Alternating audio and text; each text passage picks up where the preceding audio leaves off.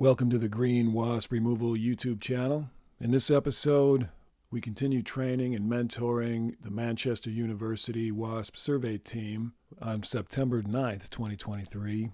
We deal with an underground nest of Yellowjackets called Southern Yellowjackets, or Vespula Squamosa. As you can see here, they come out ornery, ready to fight. They go right for the face and try to sting. This is one of the most aggressive species we deal with. They latch on and they just keep trying to sting repeatedly until you literally have to pull them off of your bee suit. So let's take you back to September 9th, 2023, and we'll show you how the team did the entire job, from species identification all the way through nest dig out, and we'll show you how we relocate the brood comb for incubation so we can collect the adults later for venom immunotherapy. What you see here is the team capturing some specimens to make a species ID, which they do by knocking them out with gas and taking some imagery.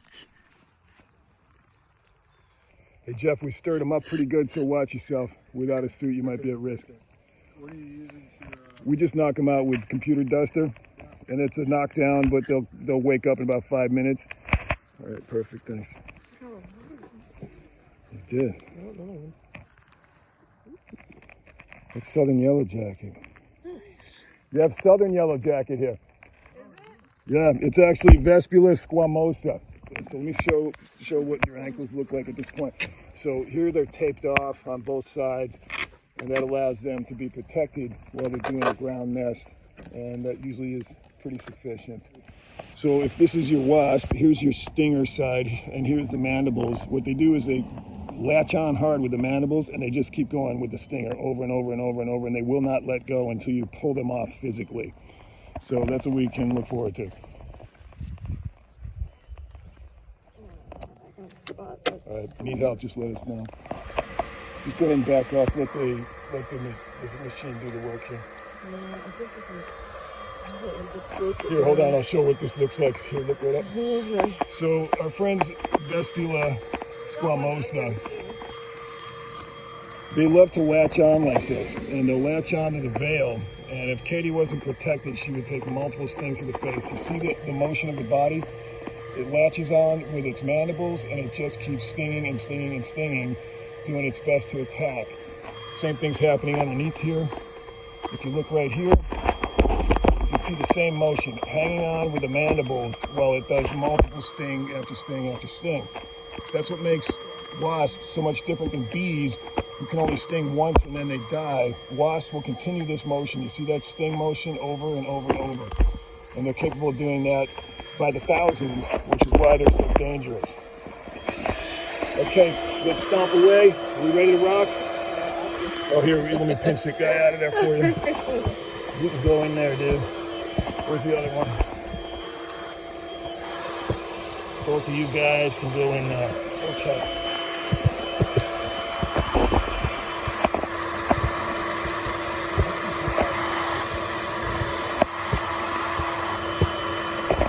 The team is stomping out these Vespula Squamosa to get them active.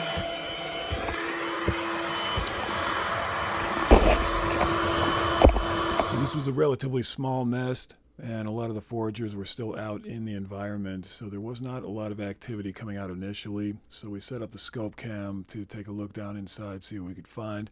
We couldn't get much imagery out of the scope cam. That happens sometimes if there's a pretty severe angle on the tunnel. It's just hard to get through there. So we just had to start digging.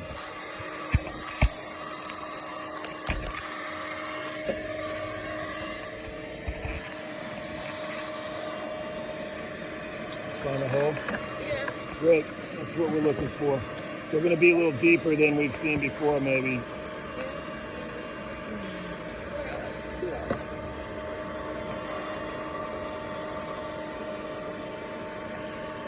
I'm going to take places in the room. All right, Regan, you work that back. I'm going to wrap up this scope cam.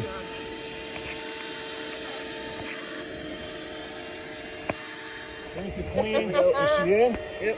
Hey, good job, guys. That was close. They're kind of orange looking. She could be a new queen.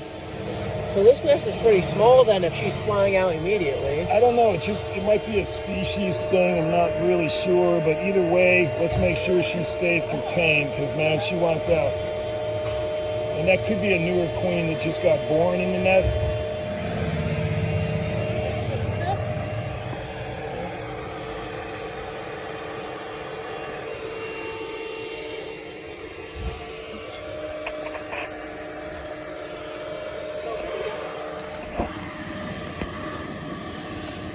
There's part of it maybe right there, huh?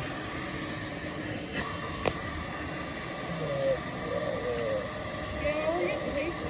Okay. So we're getting close.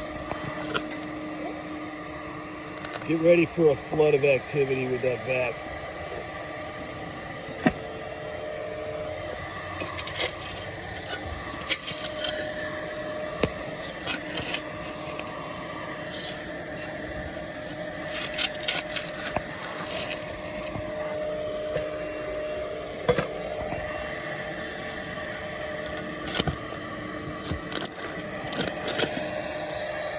Here you go. There's a big rock. They're probably building in the cavity right here. I see the cavity space right around this area. Let's go with trowels now, guys. Get the vacs pretty active. Try to keep it in one piece. We'll go all the way around the circumference. There you go. Let's get something to start putting comb in.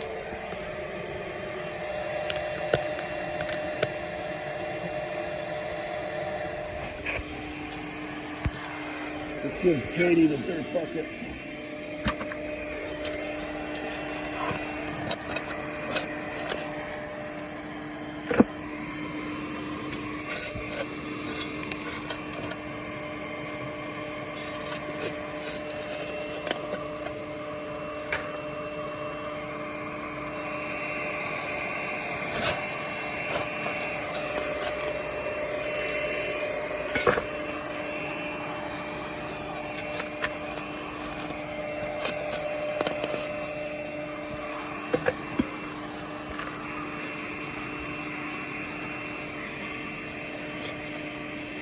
All right, here's the top of the nest.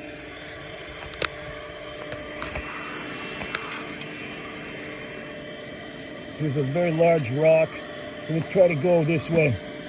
Get some of this out right here so we can find the rest of the circumference.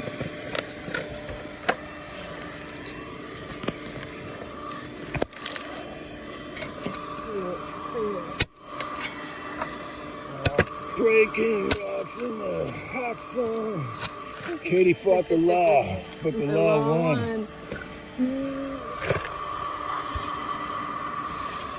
Look at that root structure right here. You see all the papers right on it? They use the roots to keep their support for their nest.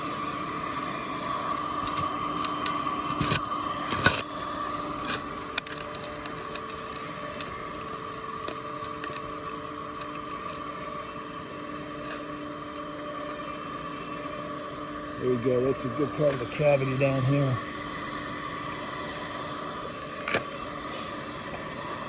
Let's go this way now.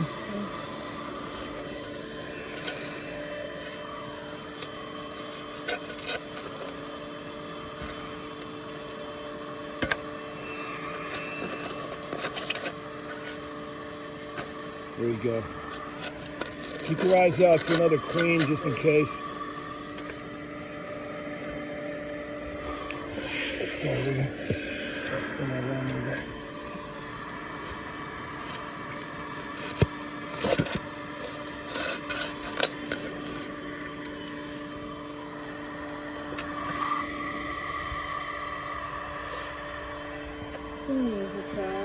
Yeah.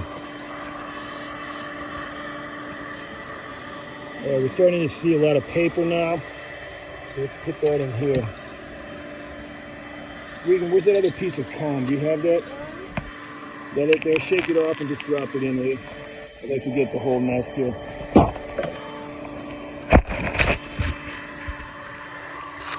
Here's your hole. Try to keep it right there.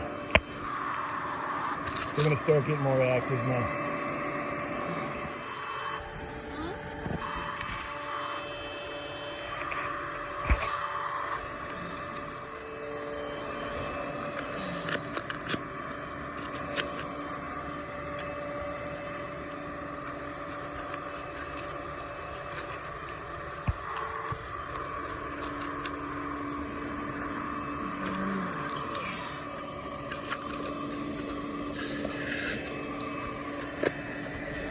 Trying to see the space below.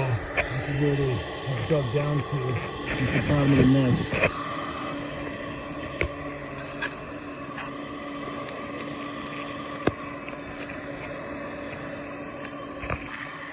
starting to hit the gloves real well. So they will get stuck inside these leather gloves, but in skin they don't get stuck at all. They just keep stinging you.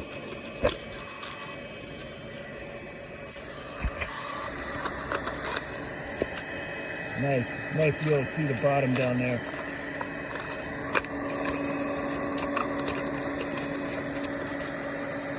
Let's go up here now all the way around.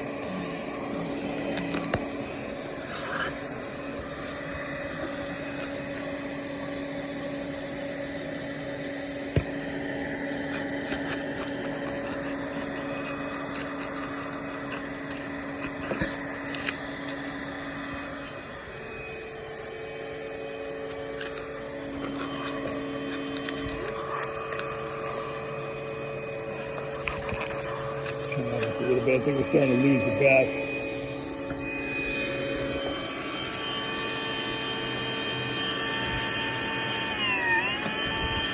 Yeah, this back's just about had it.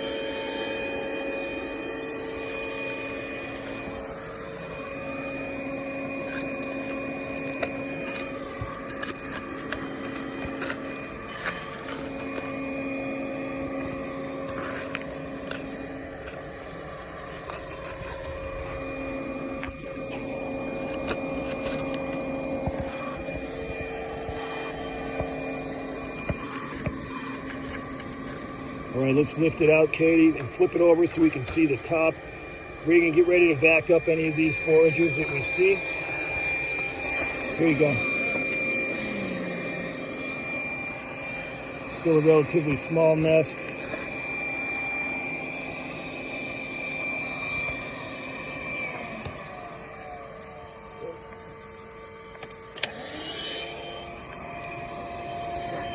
Here you go, Trey.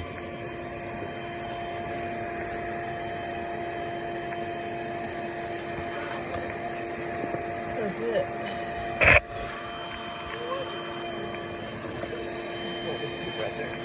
Keep an eye out for another queen just in case. Our queen is still in here, I take it. Yeah. Okay. Oh, wait, here. Here you go. That's our queen. Here's the queen right here. You see the size of her. So the other one we captured was a new queen, sure enough. So we're going to put her in. See how her wings are gone now? All she does is lay eggs.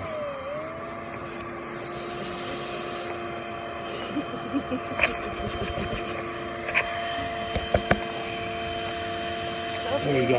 Okay, cool. Good job on the queen.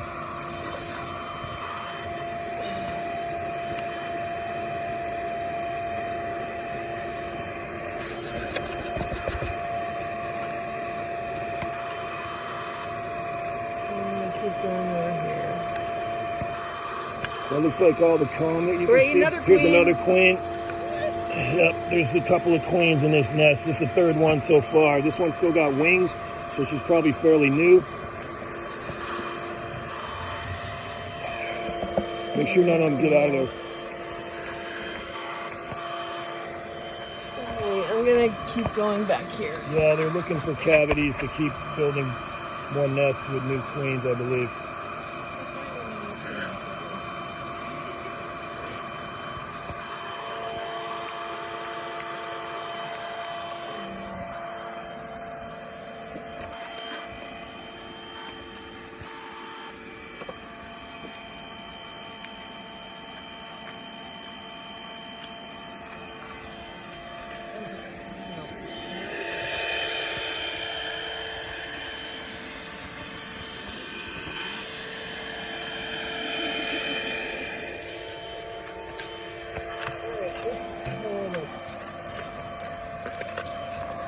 No more.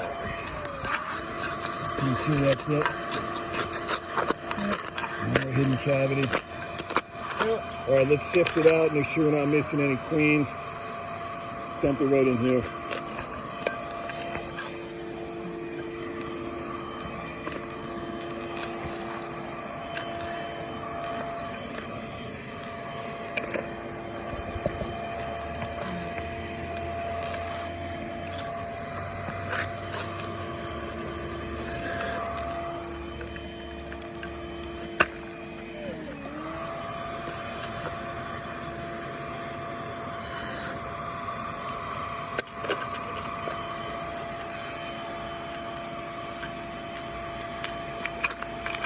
capture every one of them you can get, even if you have to grab them by hand.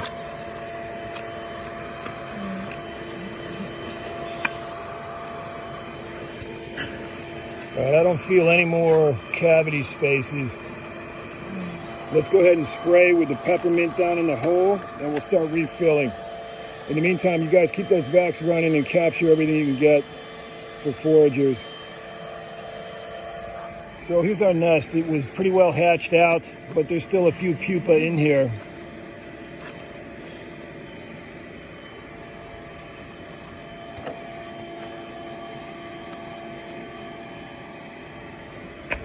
Few queen cells here on top, and you see the worker cells are much smaller. So some of the queen cells most likely have hatched out, and that's why we saw multiple queens in there. There's a few more queens yet to hatch out here. We'll get those in the brood that we allow to hatch out later in captivity.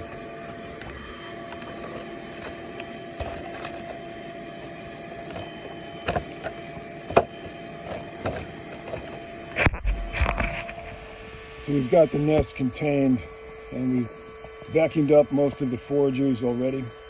There's a few returning foragers that were out and about and are now returning to what used to be their nest. So they come out here like this and they just kind of look around, trying to find where their nest was. So we camouflage the vacuum hose, and they eventually will explore that hole, and when they do, they get sucked right up. And that's how we collect the returning foragers. Just leave the vac running, and in a certain amount of time, you'll end up collecting quite a few that way.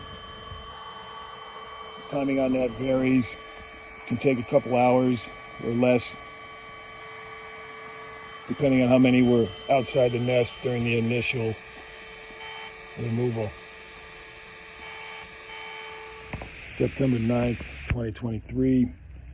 Here are Vespula Squamosa. These were in the nest we just dug up. Not a very high population nest, but it had 3 queens we captured, 2 of which had wings. The third did not have wings, so I figured the third without wings is the one that was the foundress of the nest. And then the other 2 were probably born in the nest as new queens that would have gone out and mated and ended up with a hibernation.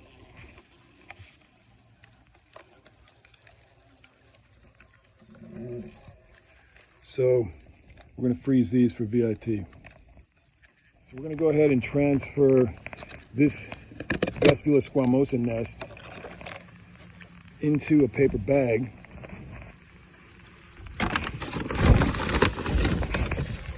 This way it can pupate out in there. It still has some queen comb on it and some worker comb. So we're going to hope that it can still survive, and whatever does pupate out of there can be saved. We have the paper from this nest here, and there are a couple of live wasps in with the paper. And this Vespula Squamosa paper might be useful for them when they rebuild. So we'll put that in there as well. Here's the paper, plus one little piece of comb, but mostly this is just paper. And you can see a couple of foragers here as well. So we're going to take that paper and we're going to dump it right in with the nest. This way they can reuse that paper when they rebuild the comb, and hopefully that'll help it survive.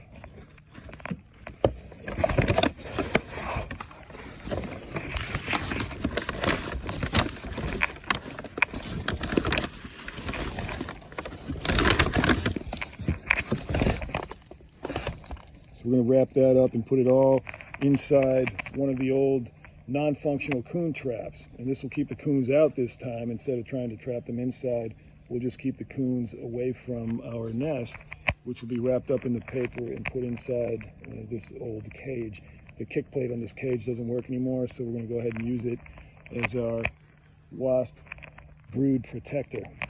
So as you can see, there's a small hole in the bottom of the bag, and the reason that's there is to allow the wasps to come and go, like the hole that they would have put in their own nest underground. This should simulate their underground cavity space pretty well, and it should protect it from the coons. So we're going to start using this technique to protect our brood comb. Because when we leave it out in open boxes and open paper bags, out in the open, the coons have just been destroying it. So for now, I think this will work better. So we added some cardboard on top just to protect it from the rain a little bit, and put a brick on it to keep the cardboard from blowing off.